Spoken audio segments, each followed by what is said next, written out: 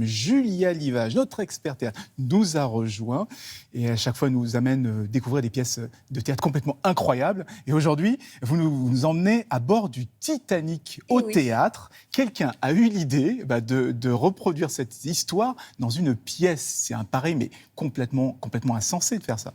C'est un petit peu insensé, c'est très ambitieux, mais c'est aussi un peu l'idée du siècle, parce que reprendre l'histoire du Titanic au théâtre, c'est vraiment surfer sur la vague d'un succès monumental et d'un événement qui fascine toutes les générations. Donc l'auteur, il a eu l'idée de faire une comédie, mais à sa sauce, c'est-à-dire une comédie un peu parodique, on parodie un peu le film, on est un peu dans l'humour absurde et on utilise quand même les mécanismes qui ont fait le succès du film. Alors, comment on arrive, moi c'est la question que je me pose, comment on arrive à raconter cette histoire? C'est quand même un paquebot immense, ça se passe au milieu de la mer, il y a un naufrage. Comment on arrive à raconter ça sur une scène de théâtre? Eh bien justement, en ne se limitant pas à la scène de théâtre. Et c'est ça qui est extrêmement intéressant dans ce théâtre. De la vraie au non, mais de la lumière qui vous fait penser que vous êtes les pieds dans l'eau, oui. Le Titanic, en fait, c'est tout le théâtre de la Renaissance. Les spectateurs, ce sont des passagers. Et à partir du moment où ils rentrent dans le théâtre, ils rentrent déjà dans le bateau. D'ailleurs, la première scène de la pièce, elle démarre à l'entrée du théâtre. Ensuite, les comédiens, ils déambulent dans toute la salle parmi les spectateurs. Et ça, pendant toute la pièce. Nous avons rencontré le couple mythique de cette histoire, dont Axel Drey, qui est aussi l'auteur de ce spectacle. Ladies and gentlemen, welcome et bienvenue à bord du Titanic.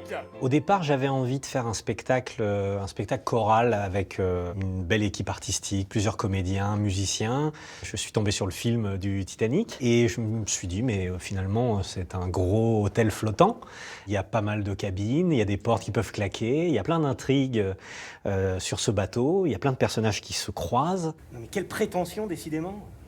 Ah, vous devriez sauter d'ici, finalement. Avec vos grosses chevilles, vous arriverez au fond très rapidement. On est 12 sur scène, dont 3 musiciens. Et nos 2 rôles, c'est les rôles de James et de Liz, qui peuvent étrangement rappeler ceux de Jack et Rose. Mais qu'est-ce que vous fichez? C'est pas du tout ce que vous croyez. Vous, passagers, mettez-vous là, reculez, ne bougez pas. On essaye de rire et de s'amuser beaucoup, mais pour que ça fonctionne, il faut qu'il y ait aussi des enjeux et qu'il y ait des personnages qui tiennent un peu le drame. Des icebergs aperçus sur la route de Nordam.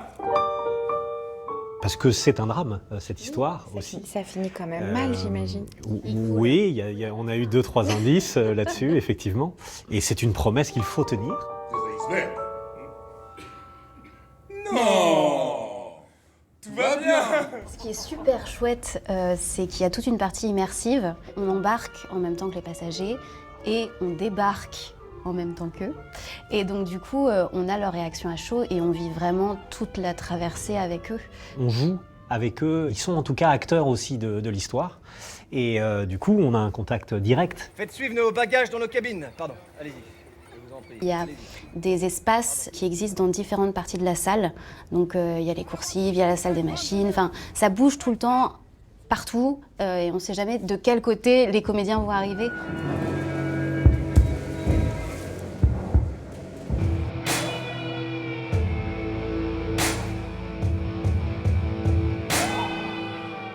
Et là où on est le plus content, c'est quand on arrive à les choper à la fin par l'émotion et que voilà, ils ont tout traversé, plein d'émotions avec nous. 1490 personnes ont péri dans ce naufrage. Seulement 711 ont survécu. Un tiers des personnes présentes dans le navire. Vous imaginez si seulement un tiers des personnes présentes dans cette salle pouvaient sortir vivantes? Alors évidemment, on dévoile rien si on dit que le bateau il coule à la fin. Ça, il n'y a pas de spoiler là-dedans.